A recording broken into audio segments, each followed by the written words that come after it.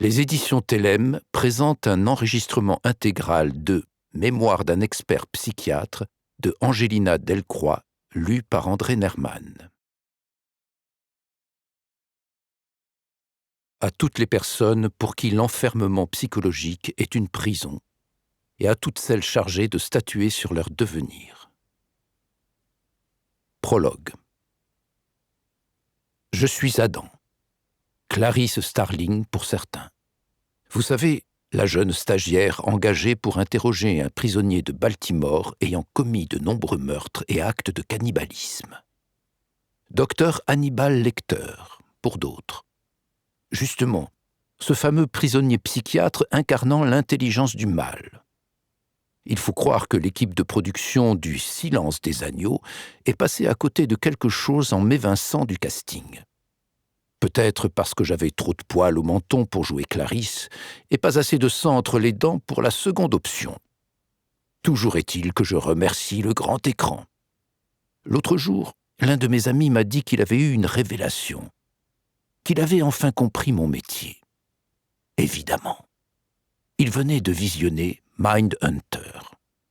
Que ferions-nous sans la fiction? Je vous le demande.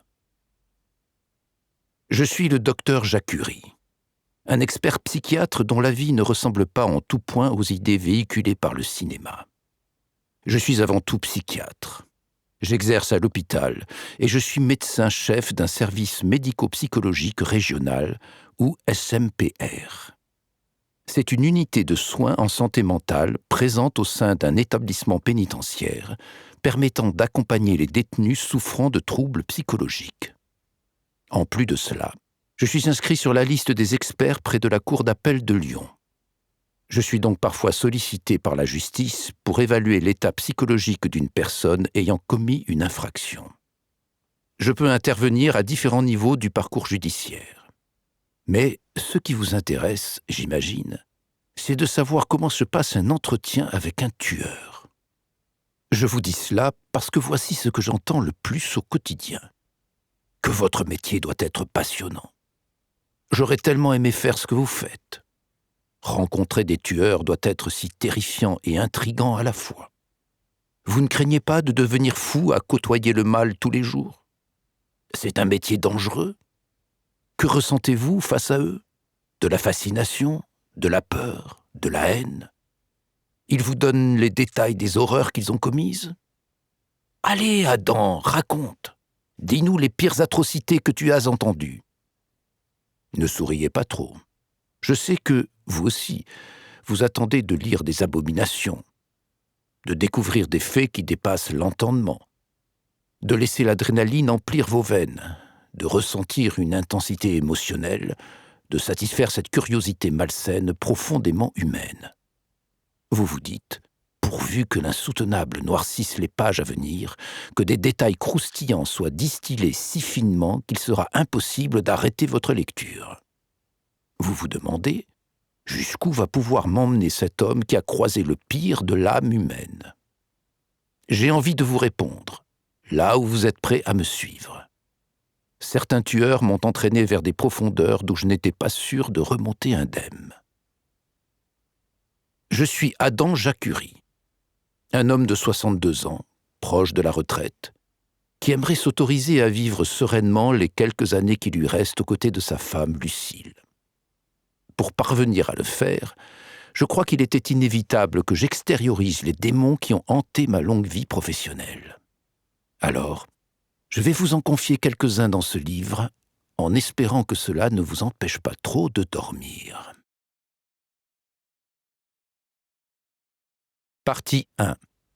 Les racines du passé. Le passé est un prologue. William Shakespeare. Chapitre 1.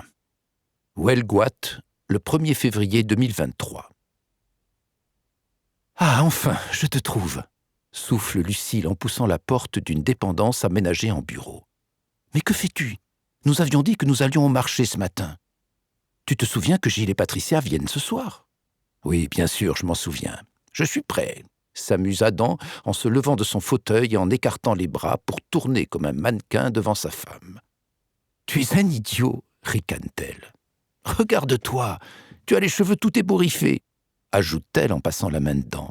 Et ta chemise, elle est froissée et tu es tout débraillé. Ce sont les vacances, soupire-t-il avec un sourire. Et puis on est à la campagne. J'ai le droit d'être un peu décontracté, non? Tu sais, si on passe notre retraite ici, tu ne me verras pas en costard tous les jours. Il va falloir t'y faire. Lucille le regarde avec malice et tendresse et secoue légèrement la tête. Bon, d'accord. Regarde, je vais mettre ça sur mes épaules. Hop, dit-il en prenant son pull bleu ciel sur le dossier du fauteuil. Un petit nœud devant. Je me coiffe, ajoute-t-il en plaquant ses cheveux blancs hirsutes. Et voilà un vieux distingué. Ça te va mieux? On peut y aller? Ah, à moins que ma barbe aussi soit mal coiffée. Tu es incorrigible. Que faisais-tu avant que j'arrive? Le livre, tu sais. Comment ça? Ah non! Tu m'avais dit que tu n'aurais rien à faire après toutes les heures consacrées à l'écrivaine pour lui relater ta vie. Je ne veux pas que tu t'enfermes ici pendant tes vacances. Mais tu es bougon ce matin, dit-il en prenant le visage de sa femme entre ses mains. Fais voir, ajoute-t-il en la fixant dans les yeux. Oui, ça ressemble à des yeux de pas contente, ça. Alors rassure-toi, j'avais juste le prologue à écrire, et je l'ai fait. Ah oui? Tu me le fais lire? Ah non, je ne veux pas que tu t'enfermes ici pendant nos vacances, limite-t-il. Idiot et pénible, s'esclave-t-elle. Oui, mais les poireaux sont en train de nous appeler depuis les étals. Écoute! Lucille pouffe en sortant de la dépendance. Adam referme son ordinateur portable et verrouille la porte derrière lui avant d'inspirer à plein poumon l'air breton. En fin d'après-midi, les amis d'Adam et Lucille arrivent, les bras chargés. Bouteilles de vin, boîtes de pâtisserie, bouquets de fleurs. « Vous êtes fous !» lance Lucille avec reconnaissance. « Je vais vous inviter plus souvent !» rebondit Adam. « Arrête !» grince Lucille en lui donnant une petite tape sur le côté. Elle dit ça, mais elle n'en pense pas moins. Continue à plaisanter Adam. « Allez, entrez donc !» Je disais à Gilles, en arrivant, que je rêverais d'une maison comme la vôtre, s'émerveille Patricia. Perdue au milieu de nulle part, la rivière, le vallon verdoyant, toutes vos dépendances. C'est magnifique. Gilles, tu peux bien offrir ça à ta femme, lance Adam. Un médecin, ça doit avoir les moyens quand même. Moins qu'un expert psychiatre. Tu sais combien je suis payé pour faire une expertise? Non, s'interpose Lucille. Vous n'allez pas repartir là-dessus. La guéguerre de celui qui est le moins bien rétribué. On s'en fiche. On veut passer une bonne soirée, n'est-ce pas, Patricia? D'autant que sans moi, tu ne l'aurais pas, cette maison, idiot. Les deux hommes rigolent en échangeant un regard complice. Au fait, Adam vous a dit qu'il comptait publier ses mémoires? Demande Lucille. Tu ne viens pas de dire que tu voulais passer une bonne soirée? Rétorque-t-il. Mais que tu es agaçant! Tu n'arrêtes donc jamais? Gilles sourit et hausse les sourcils. Ça fait 40 ans qu'on se connaît, dit-il. Ça fait 40 ans qu'il n'arrête pas. Et c'est pour ça qu'on l'aime, réplique Patricia. Tu sais que parfois, je me le demande, plaisante Lucille. Bon, ponctue Gilles, tu nous racontes l'histoire de ce livre? Enfin, quand tu nous auras servi un verre. Les deux couples sont installés devant la cheminée. L'odeur du feu, mêlée à celle des pierres et du bois des poutres, crée une ambiance chaleureuse qui plonge Lucille dans les souvenirs de son enfance. Sans s'en rendre compte, elle ferme les yeux et inspire longuement. « Ça va ?» s'inquiète Patricia. « Oui, » se délecte-t-elle. « J'aime ces moments, cet endroit, ces odeurs.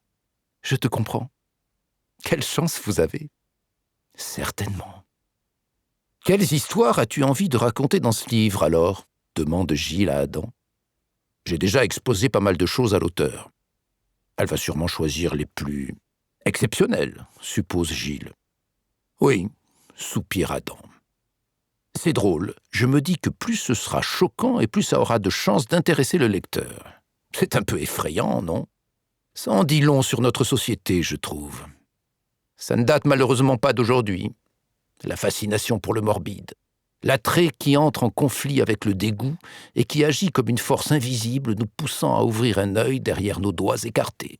« Mais toi, Adam, intervient Patricia, ce que tu retiens de ta vie professionnelle, c'est quelque chose de choquant? » Non, répond automatiquement Adam avant de baisser les yeux pour réfléchir.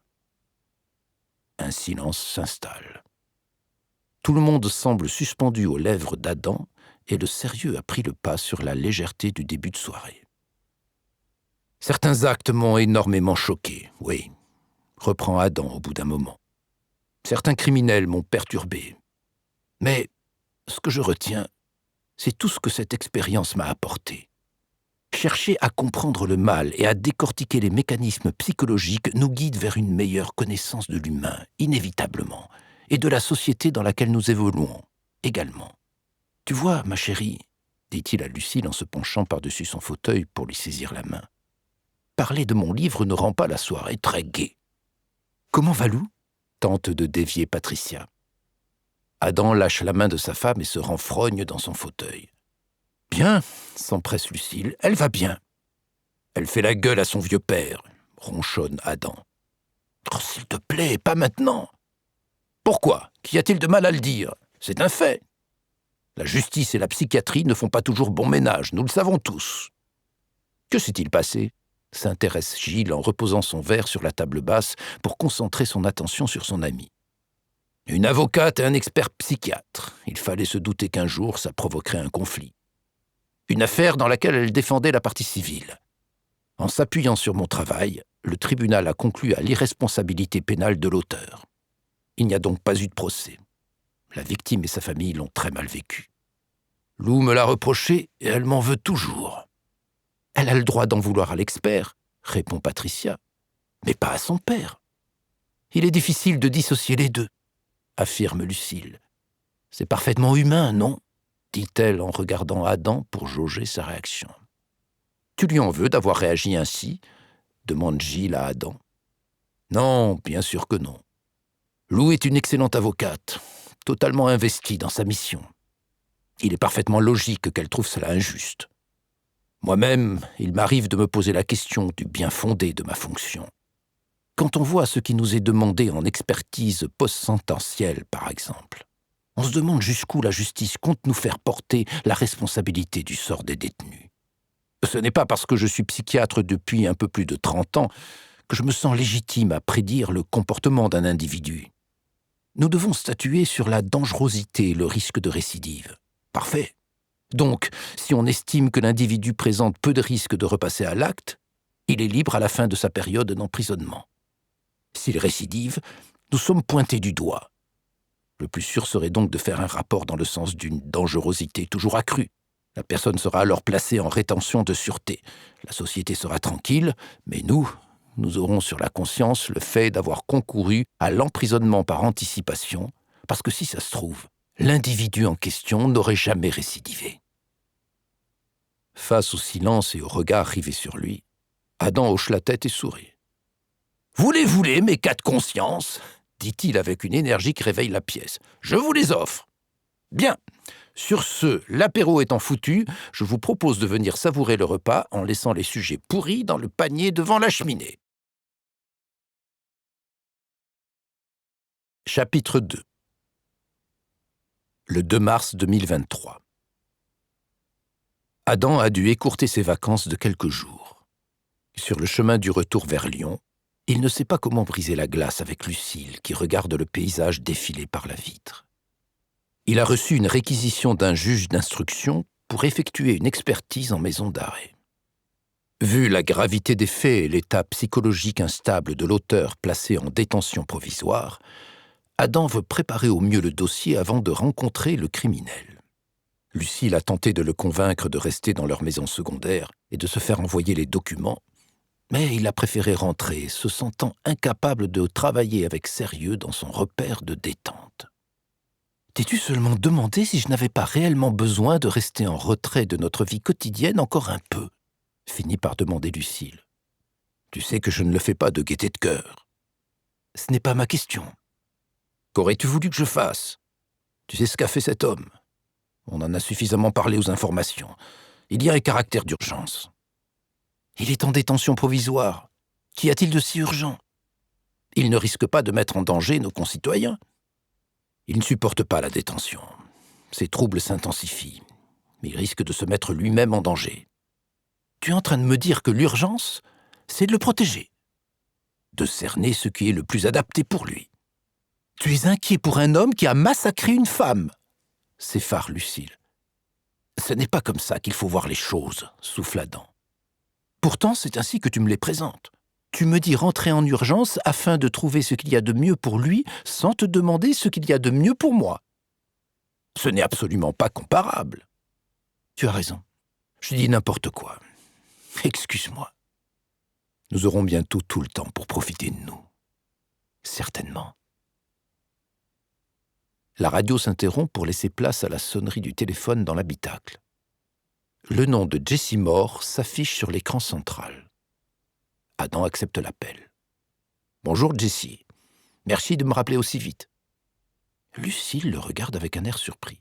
« Bonjour Adam, » entend-elle dans les haut-parleurs. « Comment allez-vous ?»« Bien, je vous remercie. Je ne sais pas où vous en êtes dans la planification du manuscrit, mais je viens d'être réquisitionné pour une affaire qui pourrait faire l'objet d'un chapitre, je pense. » Lucille fusille son mari du regard. Il le sent du coin de l'œil, mais choisit de l'ignorer. Il faudra bien sûr attendre qu'une décision de justice soit prise avant de pouvoir en parler. Mais je préfère vous prévenir pour que vous gardiez cela à l'esprit et que vous réserviez une petite place dans le livre. Pouvez-vous au moins me dire de quoi il s'agit ? Lucille secoue la tête en essayant d'attirer l'attention de son mari. « Une affaire récente et très médiatisée, » répond-il. « Je dois expertiser l'auteur présumé du meurtre la semaine prochaine. »« Il s'agit de quelle affaire ?»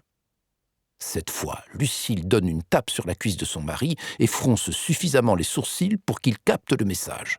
« Je vous rappellerai quand je pourrai vous en dire davantage. » Lucille fulmine sur le siège passager et attend à peine la fin de la communication pour lancer la joute verbale. « À quoi joues-tu au juste ?» attaque-t-elle. « Tu te fiches de moi ?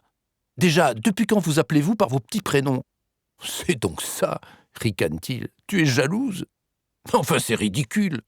Je n'ai aucune envie de plaisanter. Garde ton humour pour un autre jour. Et non, ce n'est pas ça le problème. Depuis quand es-tu entré dans le jeu que tu combats habituellement ? Je ne comprends pas ce que tu veux dire. Ce livre devait être une façon de présenter la réalité de ton métier pour contrer les clichés trop largement répandus dans les médias et les fictions. Tu devais repousser le sensationnel, expliquer, faire comprendre que derrière un criminel, il y a un psychisme en perdition. Je me trompe ? Non, tu as raison. Alors, qu'es-tu en train de faire ? Tu n'as même pas rencontré l'homme qui a commis ce crime abominable, mais tu appelles déjà l'auteur pour lui dire que ça risque d'être intéressant. Tu te bases sur quoi ? Si ce n'est sur l'atrocité des faits qui pourra captiver le lecteur.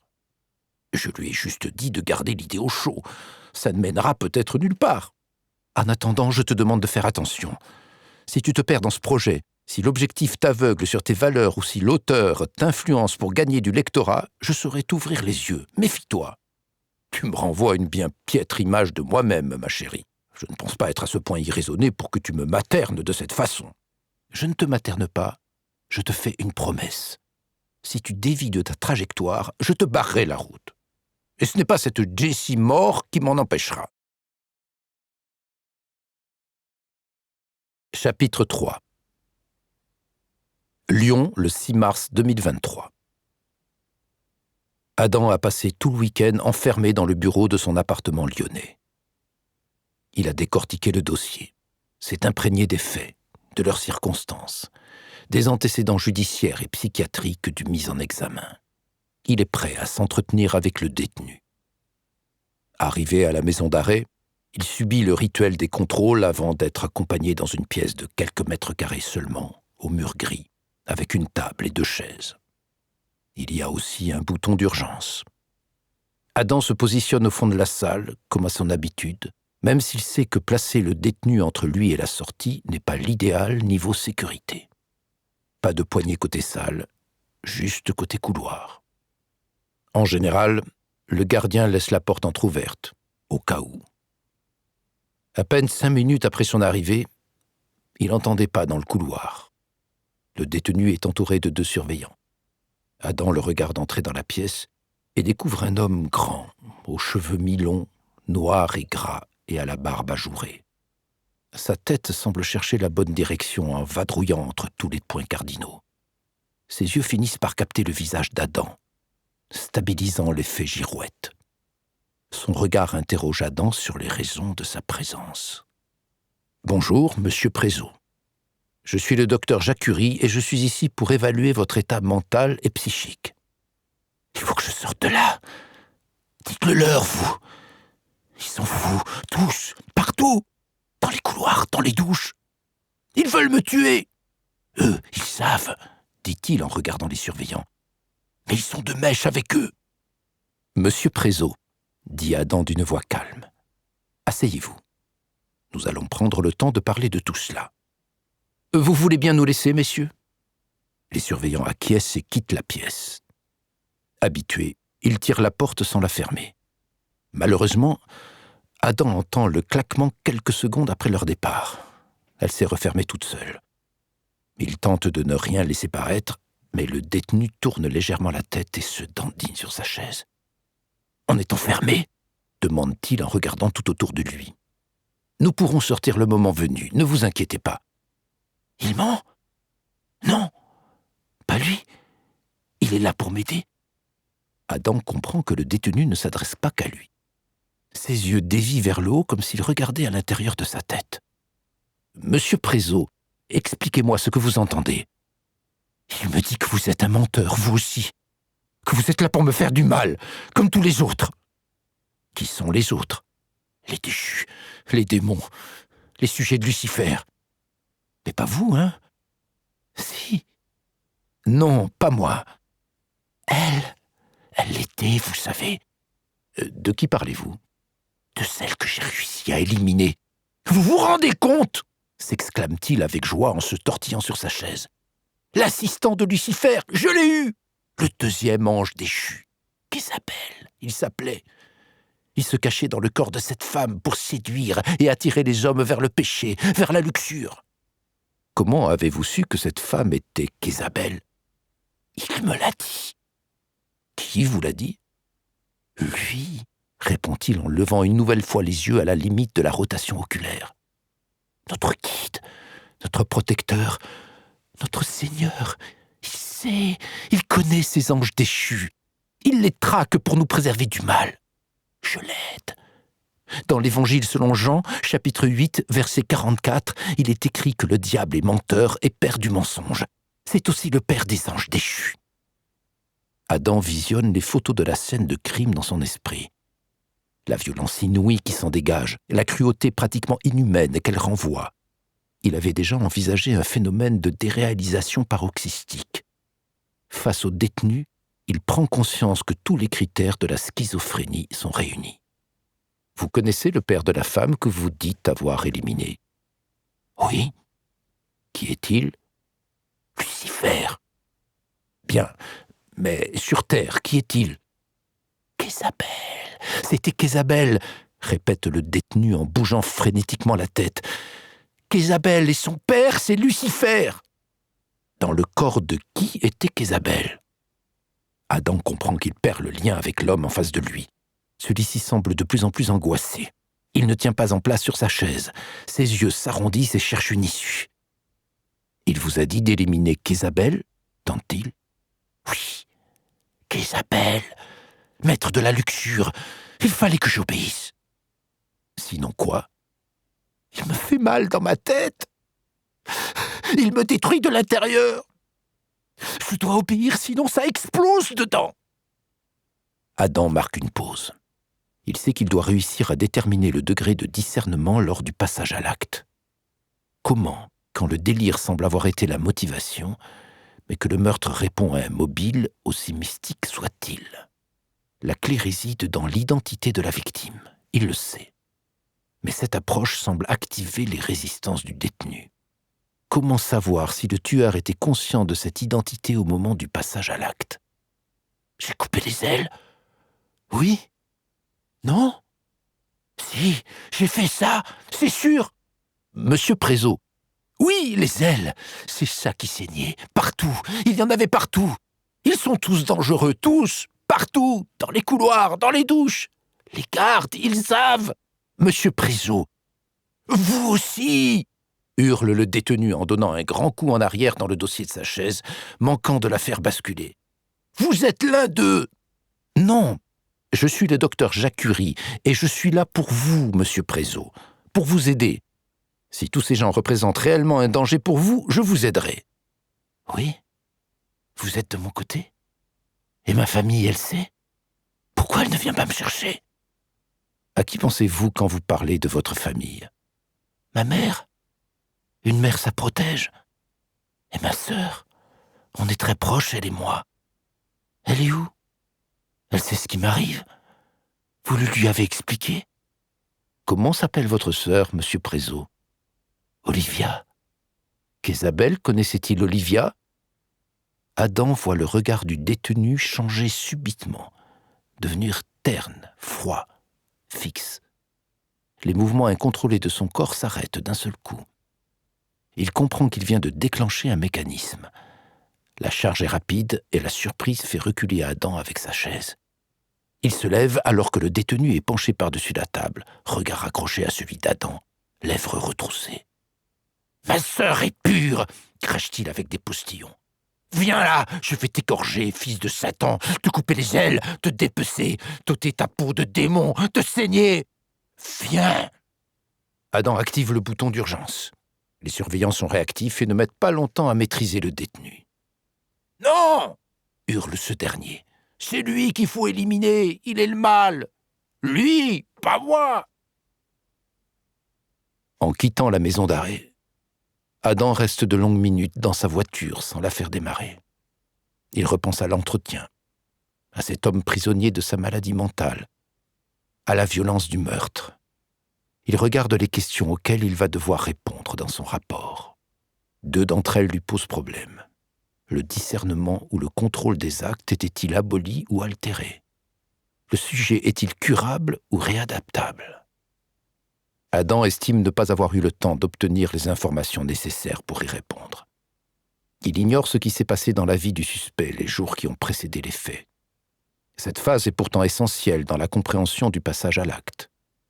Le suspect a-t-il dû faire face à un événement qui aurait créé un état de tension interne si intense que la conclusion inconsciente de Prézeau aurait été de devoir tuer pour se délivrer de cette angoisse? Il lance un appel au juge d'instruction. « Monsieur le juge, docteur Jacuri, je viens de voir monsieur Prézeau. J'attends votre rapport, docteur. Je dois le revoir. Pour quelle raison? L'entretien a été interrompu. Comment cela? L'individu a présenté des signes d'hétéro-agressivité vis-à-vis de moi. Quelque chose a déclenché ce comportement? Oui, l'évocation de sa sœur. Je ne comprends pas. Monsieur Prézeau ne semble pas avoir conscience de la totalité des faits. Expliquez-vous, s'agace le juge. Il a tué un ange déchu qui s'appelle qu'Isabelle. Il attend que sa sœur vienne le délivrer de la prison. Merde! Il ignore vraiment tout ou vous pensez qu'il peut feinter? La réaction déclenchée me laisse penser qu'il ne feinte pas. Pour moi, il ignore qu'il a massacré sa propre sœur. Chapitre 4. De retour à l'hôpital, Adam prévient la secrétaire du service de psychiatrie qu'il n'est disponible qu'en cas d'urgence. Il doit se replonger dans les dossiers de Prézeau pour comprendre ses antécédents psychiatriques et déterminer s'il existe un déclencheur commun à ces bouffées délirantes. Il sait que s'il rend son rapport avec les observations faites durant ce premier entretien, les responsabilités pénales risquent fort d'être retenues. Il ne peut alors s'empêcher de repenser à la discussion houleuse qu'il a eue avec sa fille à ce sujet et au risque que courrait la société si un individu aussi instable et dangereux pouvait sortir de l'hôpital psychiatrique dans quelques années. Pourtant, il sait qu'une telle personne n'a pas sa place dans une prison. Comme pour tenter de se convaincre de l'horreur de ce meurtre, Adam ressort les photos de la scène de crime. Le corps d'Olivia Prézeau est nu sur son lit. Le drap blanc sur lequel il repose est noyé dans le sang. Les premiers clichés montrent la dépouille lors de la découverte. Sur le dos, sein lacéré tant de fois qu'il n'en reste que des lambeaux de chair. Bas-ventre incisé si profondément que le côlon tente de s'échapper et visage frappé si souvent qu'il est impossible de l'identifier. La deuxième partie des prises de vue expose l'arrière du cadavre. On voit les 2 incisions nettes et profondes le long de la colonne vertébrale et la peau décollée de chaque côté. Les fameuses ailes dont parlait Prézo. Les coups sur la porte font sursauter Adam, le tirant trop brutalement de sa plongée macabre. « Quoi » peste-t-il. « Désolé » répond la secrétaire en ouvrant un peu le battant. « J'ai demandé à ne pas être dérangé. »« C'est Hilda, docteur. Elle est revenue. Elle demande à vous voir pour ne pas mourir. » Adam ferme les yeux dans un soupir. « Faites-la entrer » capitule-t-il en rassemblant tous ses papiers dans le dossier avant de l'enfermer dans un tiroir. « Docteur » entend-il d'une voix désespérée. « Aidez-moi. Je vais mourir, je le sais. Elle a prévu ça pour aujourd'hui. Je l'ai entendu. »« Asseyez-vous, Hilda. Respirez, » dit-il en inspirant lui-même profondément. La patiente ne l'imite pas immédiatement, mais finit par caler sa respiration sur celle d'Adam. « Voilà, » dit-il en continuant, « il ne vous arrivera rien, Hilda. Vous êtes en sécurité ici. Elle me trouvera, vous savez, même ici. Alors on sera là. Racontez-moi ce qui s'est passé après avoir quitté notre service. Ça fait 3 semaines maintenant. » Au début, ça allait. Je me sentais bien, vraiment bien, libre. J'étais contente de ne plus être enfermée ici. J'ai fait tout ce que vous m'aviez demandé, tous les exercices. Mais elle est revenue. Elle n'était pas partie. Elle s'était cachée. Elle a fait des choses atroces. Et quand je lui ai dit d'arrêter, elle a répondu qu'elle allait me faire taire. Et ce matin, elle m'a annoncé que ce serait aujourd'hui. Je vais lui parler. Tout va rentrer dans l'ordre. Elle ne vous écoutera pas. Elle est très en colère après vous. Adam regarde sa patiente, assise comme une petite fille effrayée sur la chaise. Ses cheveux longs sont emmêlés de chaque côté d'une raie trop droite. Ses yeux sont rouges d'avoir trop pleuré. Ses joues sont creusées par l'angoisse. « Elle devra m'écouter, » répond-il. « Elle n'a pas le choix. C'est moi qui décide ici. » Hilda lève alors les yeux vers lui, étend ses jambes, se redresse dans la chaise et esquisse un sourire.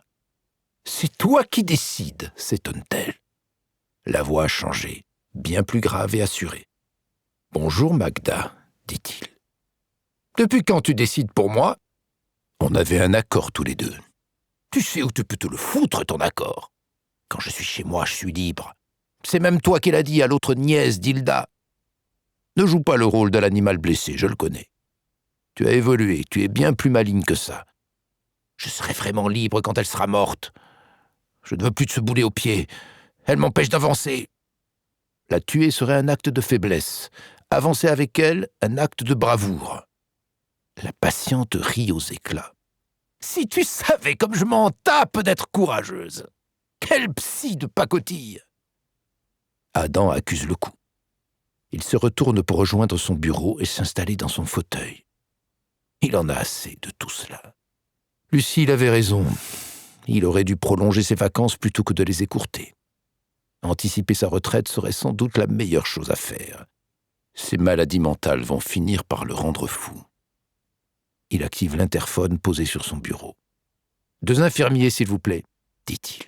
« Tu fais quoi ?» demande Magda. « Je te jure que si tu m'attaches, je la buterai de la pire des façons qui soit. Tu ne pourras pas me garder ici indéfiniment, tu n'en as pas le droit.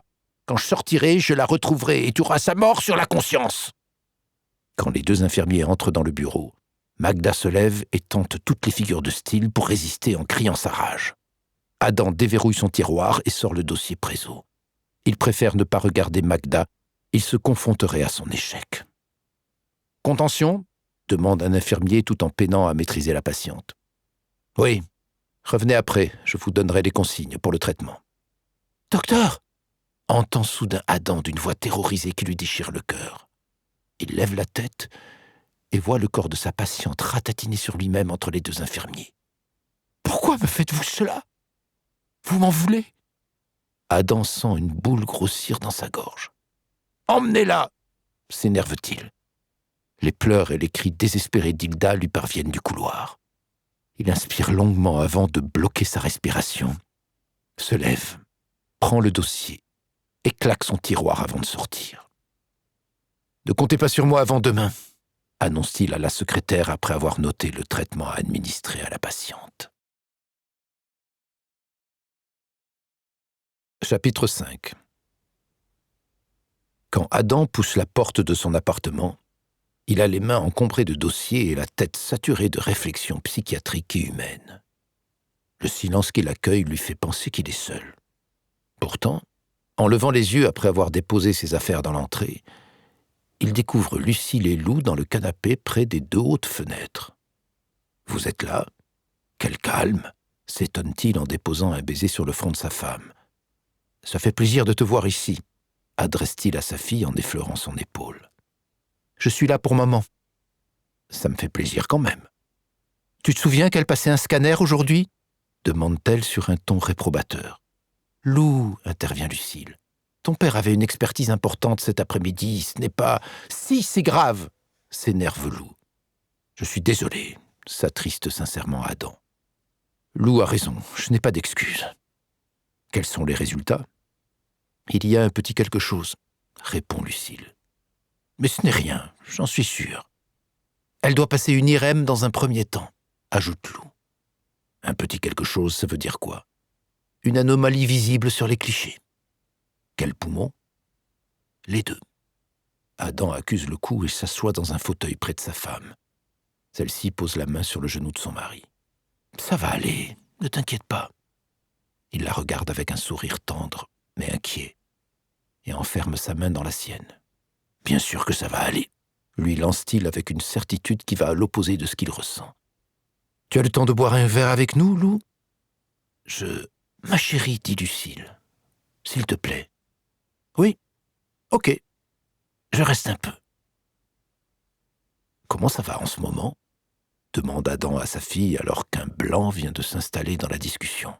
« Ça va. Des affaires un peu délicates à gérer, mais ça va. Et toi, ton expertise, c'était qui ?»« Vous voulez vraiment parler de ça ?» s'inquiète Lucille. « Je ne veux pas que vous finissiez par vous fâcher une nouvelle fois. »« Non, maman, ne t'inquiète pas. » L'homme qui a tué sa sœur dans sa chambre avant de la mutiler et de lui décoller des ailes dans le dos. Je vois. En effet, un gros dossier. Alors, il t'a paru comment ? Je dirais schizophrénie paranoïde. Tu restes manger avec nous, les interrompt Lucille en se levant du canapé. Je vais préparer le repas. Lou remarque l'absence de notes interrogatives. Elle sait que sa mère a besoin de sa présence ce soir. Elle ne veut pas la contrarier. « Tu vas répondre quoi pour le discernement ?» demande-t-elle à son père quand sa mère a quitté la pièce. « C'est compliqué.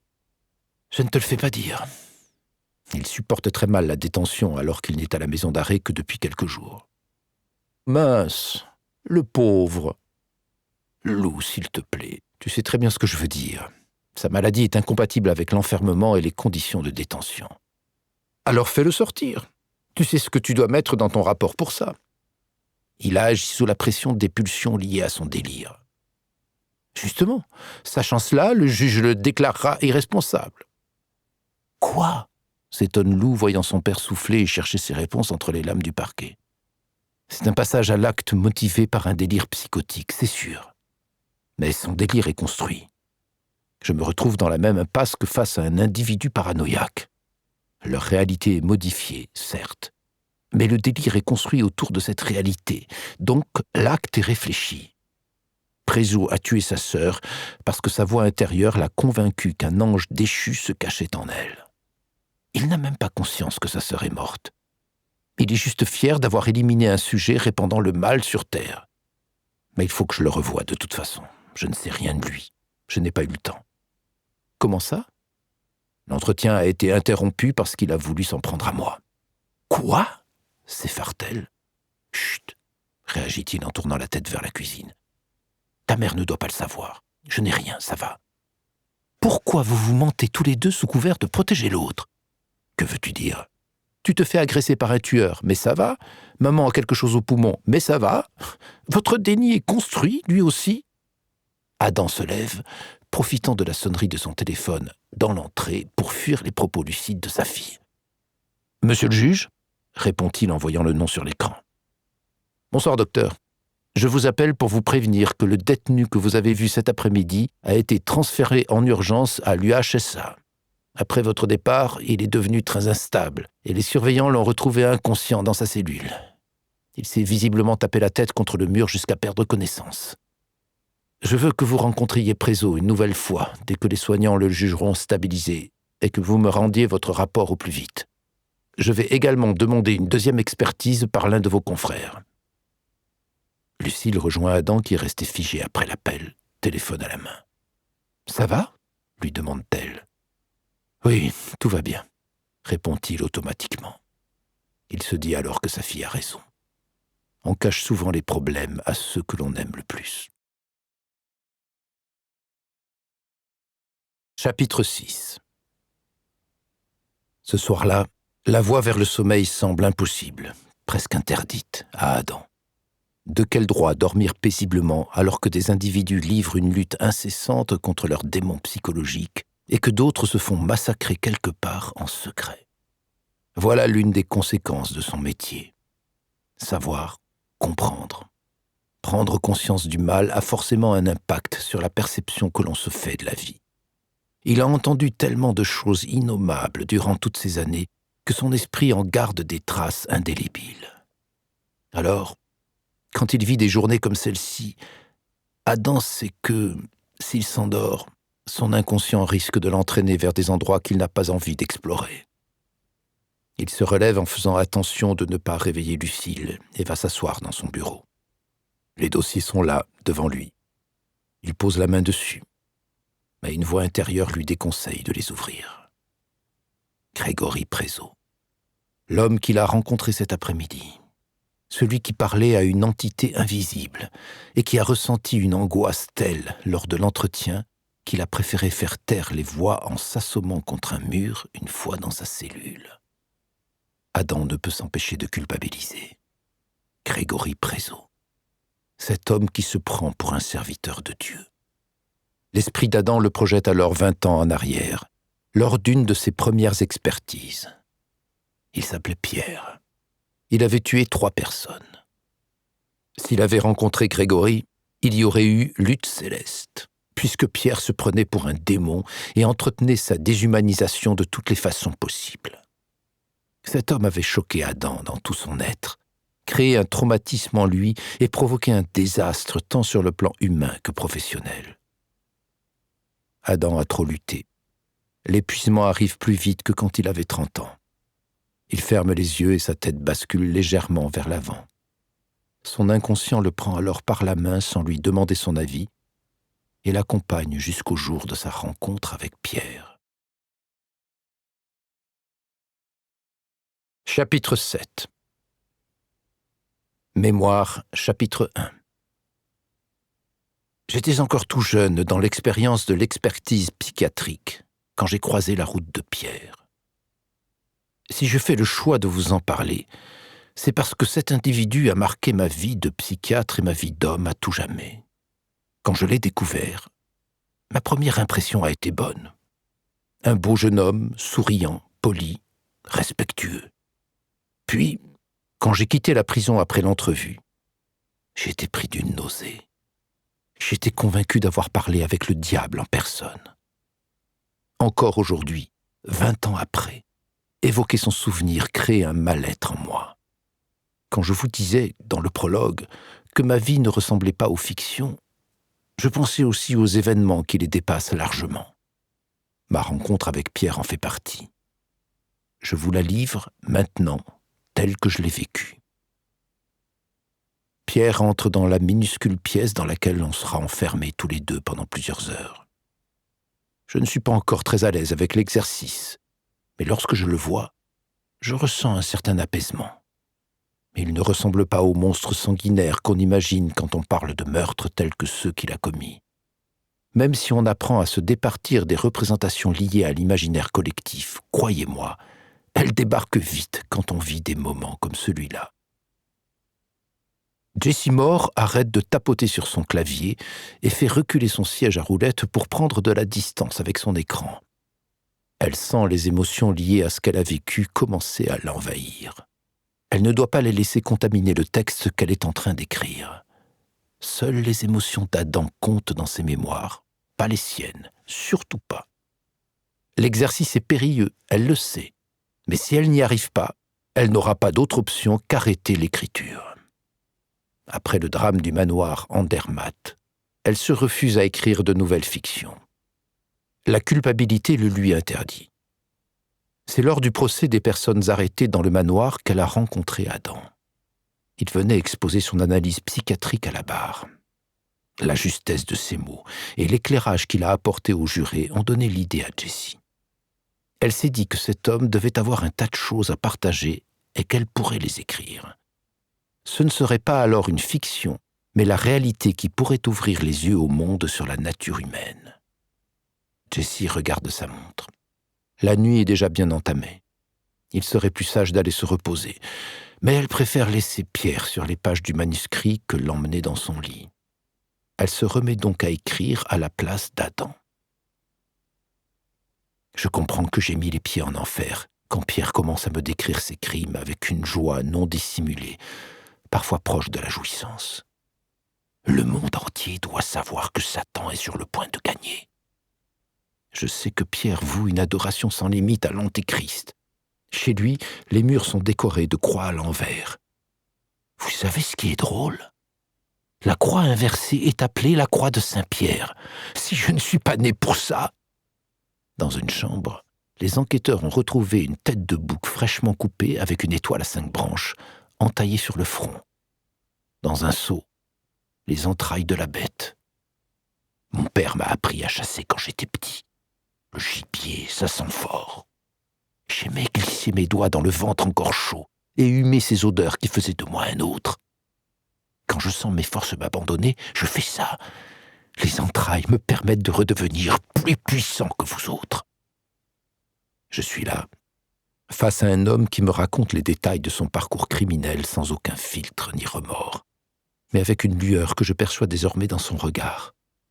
Il jubile parce qu'il voit qu'il me choque. Je ne sais pas à cet instant ce qui me terrifie le plus, ses actes ou le sadisme qui fait briller ses yeux. Il est en train de me manipuler et je ne sais pas comment l'éviter. Saint-Pierre a lui-même voulu se faire crucifier à l'envers.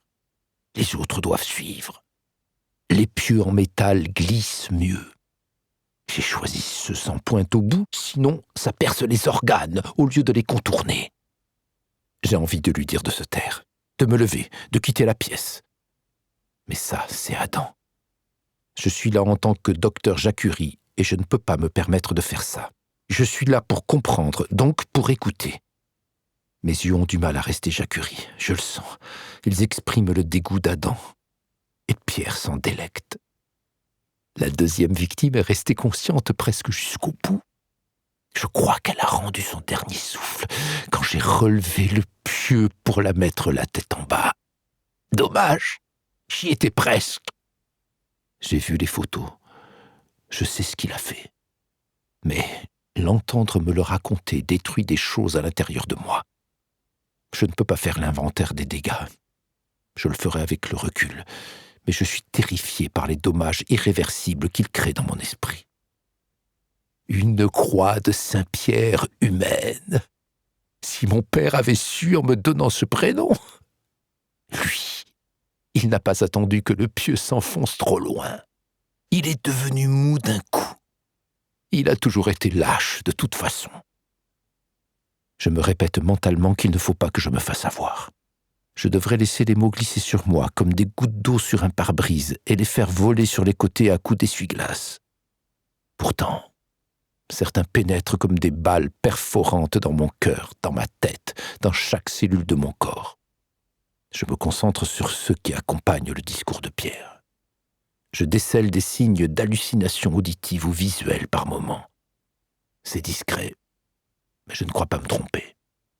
Est-il en lien avec une voix qui lui ordonne de faire ce qu'il fait ? Comment m'y prendre pour le déterminer ? Jessie Moore a l'impression qu'elle vient de se vider de son énergie vitale. Quand Adam lui a confié ses souvenirs, elle a eu du mal à les ingérer. Elle a alors pris le temps de les digérer, et là, le fait de les régurgiter l'a épuisée. Elle continuera demain. Chapitre 8. Le 7 mars 2023. Adam a saisi ce que son inconscient voulait lui faire passer comme message en le martelant avec les souvenirs de Pierre et de ses crimes.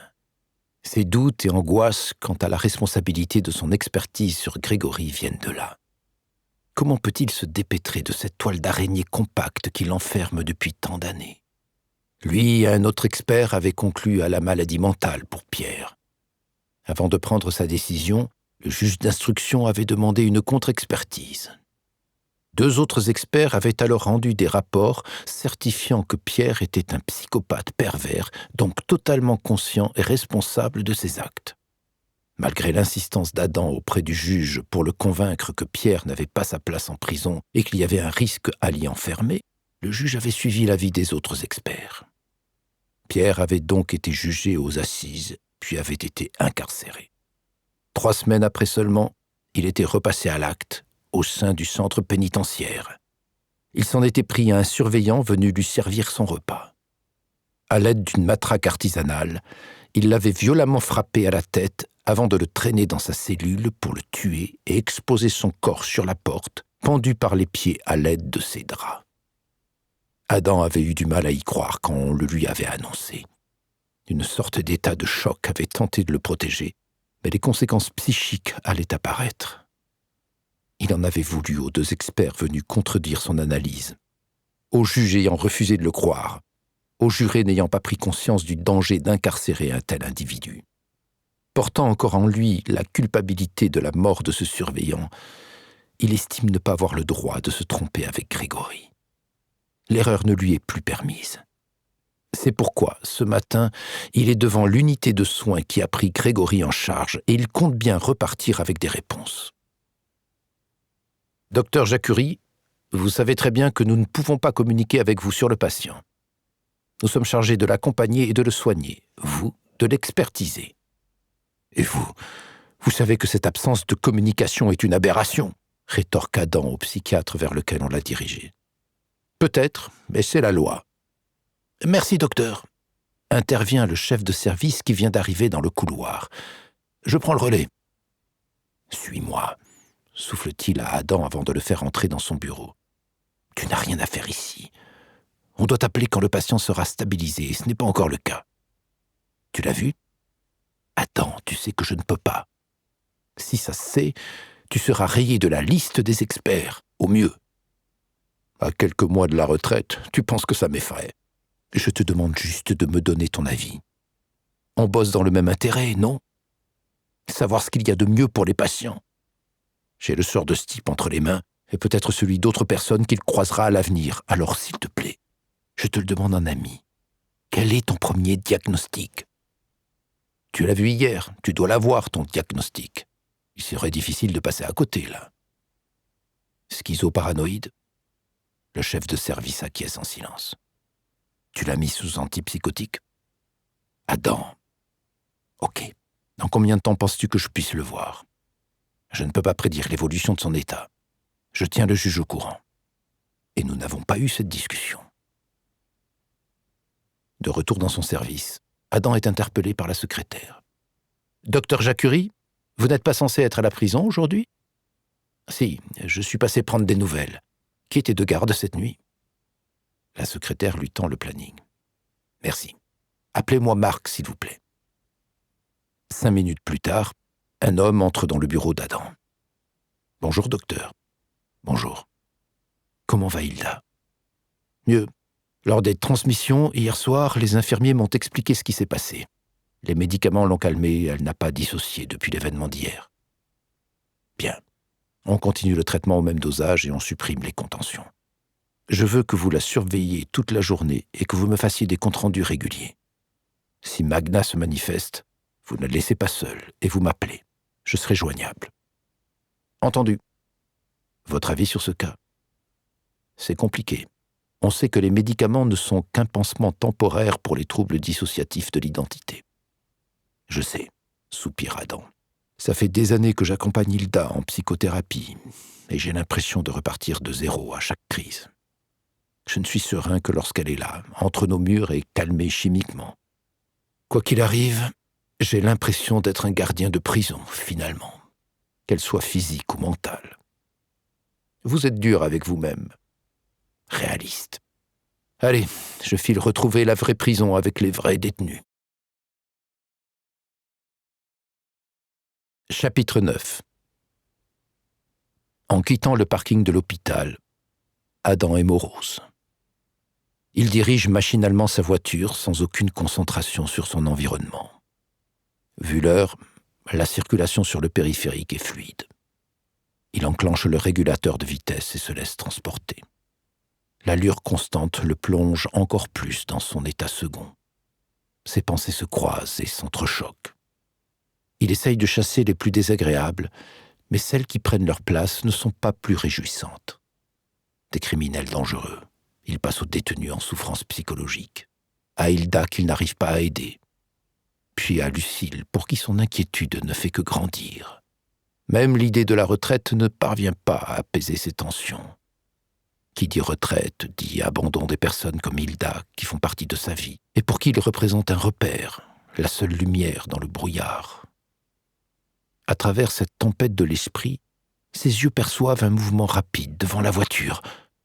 Le choc et le bruit le surprennent tellement qu'il écrase le frein.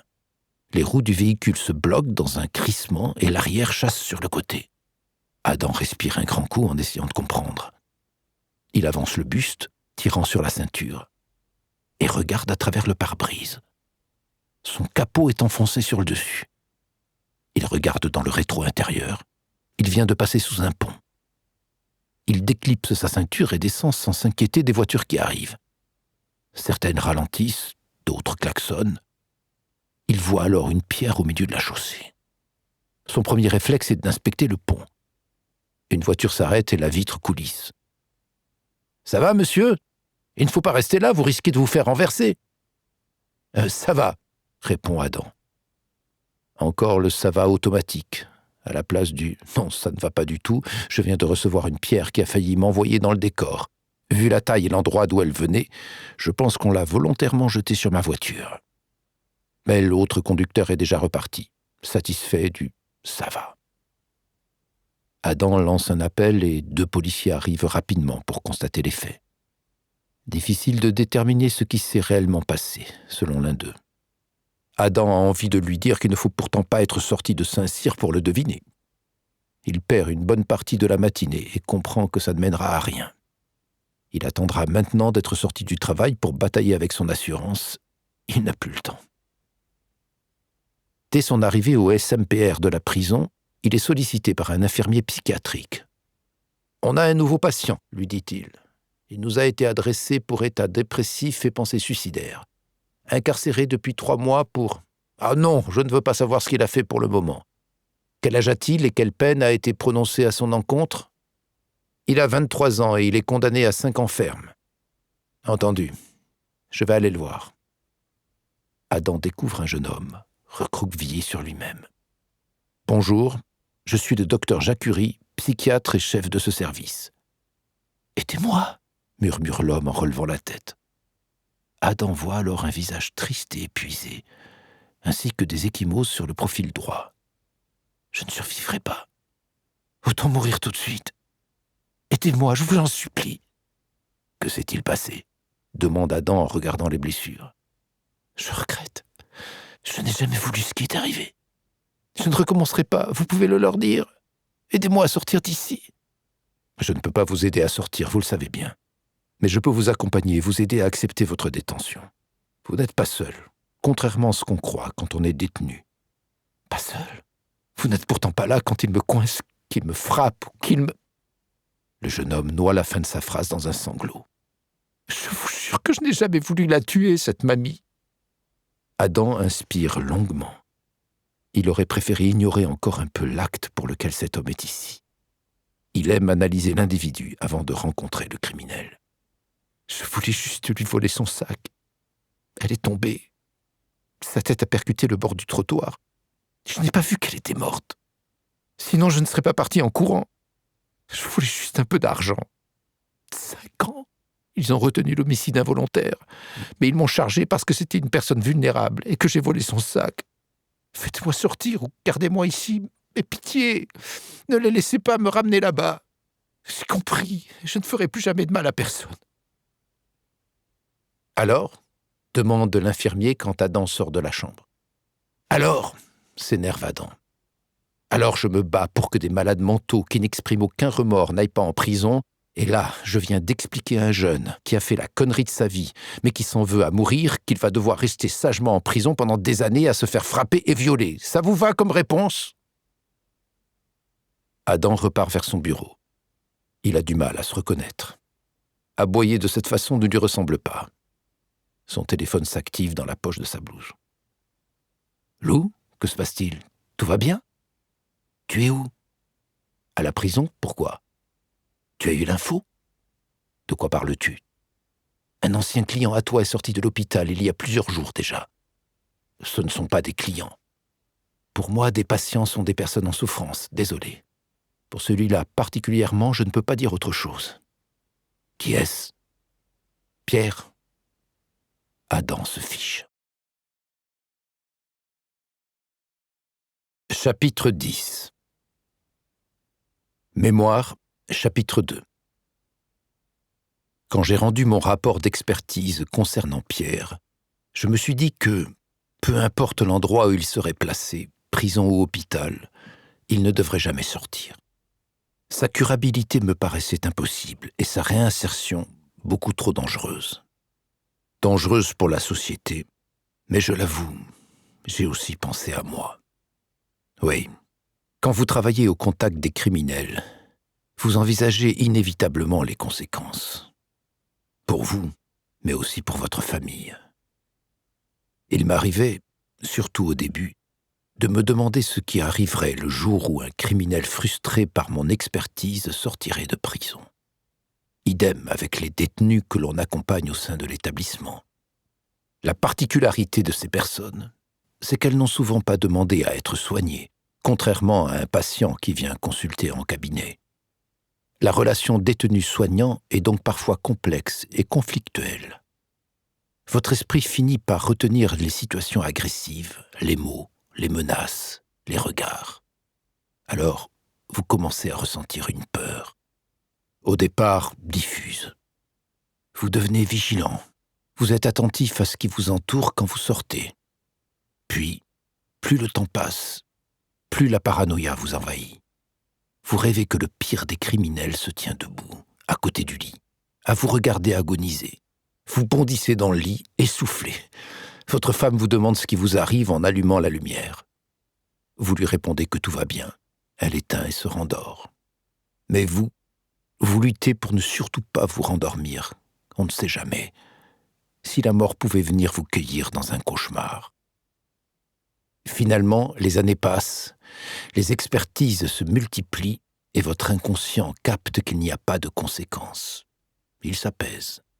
La peur finit par se taire. Chapitre 11. Une barre en bois a été plaquée contre les omoplates de l'homme et ses bras, écartés à l'horizontale, y ont été solidement ficelés. Il fait sombre. La pièce est noyée dans une sorte de brouillard dense. L'odeur est puissante, un encens entêtant. Les gémissements de supplice trouvent écho sur les 4 murs et se propagent comme une boule de billard qui enchaîne les bandes. L'homme est allongé sur le ventre, sur une table en métal. Des bougies l'entourent, des calices aussi. Leur contenu est rouge, mais trop visqueux pour être du vin. L'homme est nu. Ses jambes sont écartées et ses pieds attachés. Il ferme les yeux et s'étrangle dans un spasme de terreur quand la tête de bouc fraîchement coupée est déposée devant lui. À travers la fumée, une silhouette se meut, s'empare d'un pieu posé le long d'un mur et s'approche du bassin du supplicié. Les cris s'intensifient. L'homme ne voit pas ce qui se prépare dans son dos, mais l'imaginer est pire. « Sans pointe », a dit Pierre, « sinon ça perce les organes. » Quand le hurlement bestial explose, le brouillard disparaît et le visage de la victime apparaît. Adam expulse un cri rauque en se redressant violemment dans son lit. Il vient de se voir entre les mains de Pierre. « Ça va ?» s'inquiète Lucille en allumant, yeux mi-clos. « Oui. » Adam reprend son souffle et aimerait chasser les images qui vont s'accrocher, il le sait. Ça va aller. C'était juste un cauchemar. Ça faisait longtemps que tu n'en avais pas fait. Je retourne en enfance, que veux-tu ? Tente-t-il de plaisanter. Tu croyais en avoir fini avec les couches, ma chérie ? Adam dépose un baiser sur la joue de Lucille en maîtrisant au mieux la folle course de son cœur.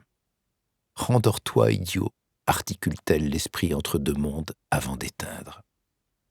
Non, il ne se rendormira pas.